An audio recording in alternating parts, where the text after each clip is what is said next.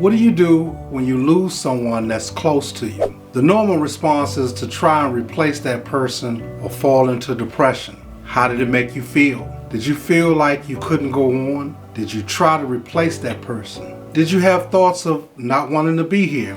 And if you feel that way, you're not alone. These are typical thoughts and behaviors when you lose a loved one, whether it be a relationship or someone passing away. My name is Dr. Joe Laird, and in this video, I'll be discussing the stages of grief when your heart is broken. Listen to this story about a woman who was faithfully married to her husband of 20 years. But first, let me read this letter. Lisa had just left work and headed home to prepare dinner for her family. After working 8 hours, she hurried into the house, showered, and headed to the kitchen to prepare a meal. While preparing dinner, she received a phone call. A low-toned, gentle voice said, "I'm sorry for calling, but I had to." Lisa's heart began pounding as the woman spoke. The woman continued, "I thought you should know that I've been involved with your husband over the last 4 years." The phone dropped out of her hand and her worst fears were realized. She had suspicion that her husband was unfaithful to her, but no concrete evidence. He often came home late from work, mentioning that he had to work overtime. Lisa knew something wasn't right, as she had reviewed their bank statements several times and noticed there was no extra money. She had seen partial texts sent back and forth, only to be called insecure by her husband. But that day, her worst fears came true. When her husband got home, she confronted him, and he told her he was no longer in love with her and was in love with another woman. She was brokenhearted and felt betrayed. Dazed and confused, she sat hopelessly at the kitchen table, crying. The next day, her husband gathered his clothes and moved out. After several weeks of feeling lonely, she received a text message from an old friend and began communicating with him. She was broken and vulnerable, but decided to communicate back and forth. She connected with the old friend, and although she was still married, the old friend lifted her spirits, filling the empty void left by her husband. Now, this is one of many stories of someone attempting to fill a void in their life. It's unfortunate, but this happens quite frequently. What would you do in a situation like this? Let me know in the comment sections below. Would you wait until your divorce is final? Would you take the time to heal? How long would you wait before you get involved with someone else? Would you begin a new relationship to fill the void left by your partner? Let me know what you would do. Filling the void is a common theme when a relationship ends, so let's take a deeper dive into what's really going on.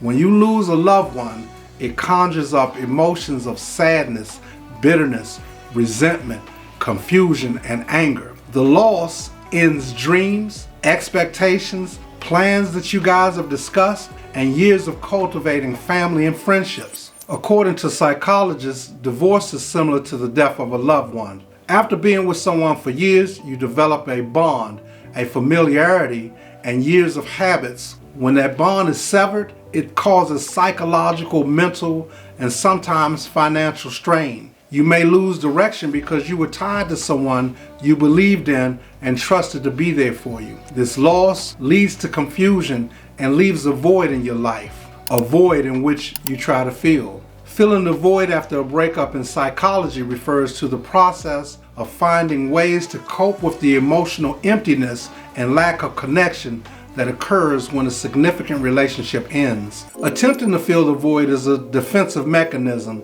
employed to prevent you from feeling the pain. This loss is causing a disruption of your hopes and dreams and causing you to reconstruct your life. After a breakup, your routines and your habits come to a standstill, causing you to have to make a difficult but needed change in your life. Truth is, the pain you are experiencing is a form of grief, which moves in and out of stages from disbelief to anger and eventually adjusting to the loss. And there are 5 stages of grief that you may encounter when a significant relationship ends. The first is denial. After a tragedy or loss, you may find yourself in disbelief or denial. It's a refusal to accept the reality of a situation. You might have found yourself saying, "This can't be happening to me. This must be a bad dream."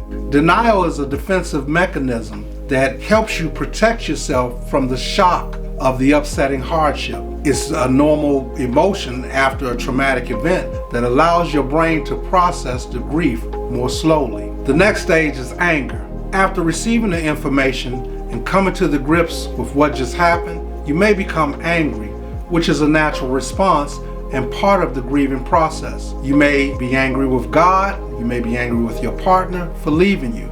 Your anger is a manifestation of grief. It gives an emotion to the pain of the loss that says, I'm not happy with what I'm experiencing.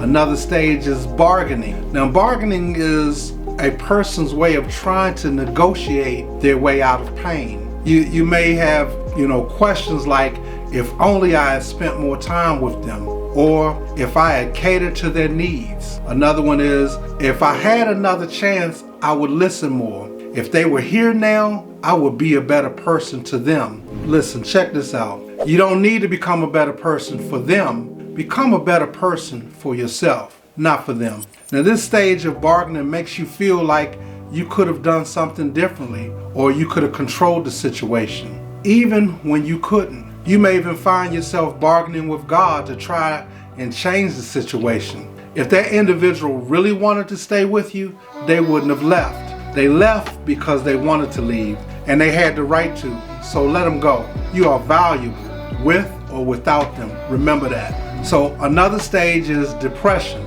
Depression is often the lowest point you hit when you experience grief. The feelings of hopelessness, deep sadness, a lack of interest, sometimes numbness or withdrawal, whatever the case may be, whatever the cause was of losing the loved one, going through the holidays without them won't be the same. And the routines and traditions that you guys develop, it's going to be challenging, especially when you've been accustomed to spending those special days like Thanksgiving and Christmas and New Year's Day celebration with your family and friends. The last stage, this is the one that I like, the acceptance stage. You have to go through those stages. At the acceptance stage, your situation will become more acceptable. You'll be able to talk about the end of the relationship without anger or bitterness. This process will take some time, as the loss of a significant relationship impacts everyone differently.